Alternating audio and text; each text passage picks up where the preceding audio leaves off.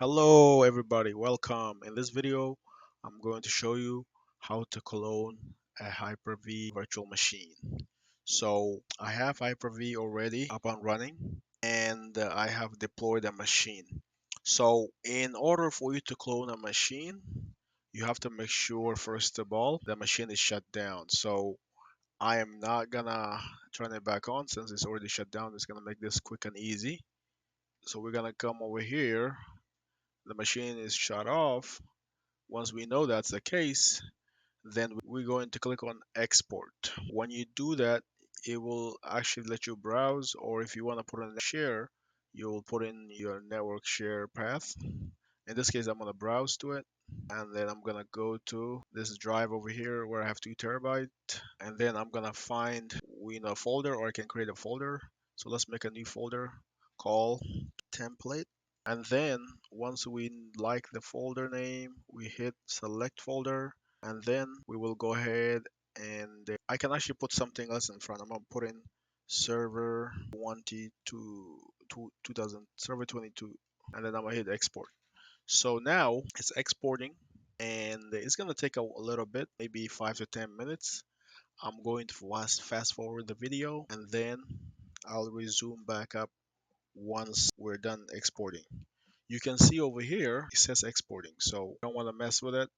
And if we open the file explorer where the folder is at, or template folder, you can see server 22 and 2 is being exported. Currently it's 13 GB being exported, so as you refresh, that size should go up. Still gonna be very slow, so we're gonna have to just wait out. And that's how you can go ahead and clone it.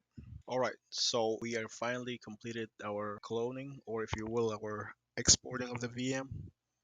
And if you go to our templates folder, you'll see that the server is copied and is set to over there. So if you're gonna go ahead and start a new VM, we can just go ahead and select the VHD and go from there. So that's how you can go ahead and clone a server successfully. Now what we're gonna do is we're gonna create a brand new VM server we just cloned. So we can do a couple things. We can import virtual machine, or we can create a brand new virtual machine. So I'm gonna do create a brand new virtual machine. I'm just gonna call it C2, and then I'm gonna keep the configuration stored there, generation 2. Let's give it, we're gonna use dynamic memory. We're gonna give it 100 gig again. So we're gonna use existing virtual hard disk. So we're not creating brand new one. We're gonna use existing virtual hard disk. We're gonna select it from our clone. I'm gonna actually create another copy just to make sure we don't disturb our clone one. It's moving fast, so beep boop beep heady.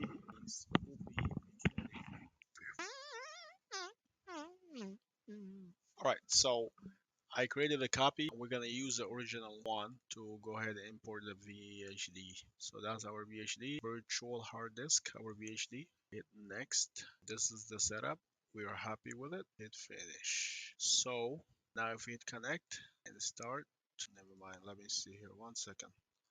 So what we're gonna do is we're gonna do 2 processors. The memory we're gonna do 64 GB.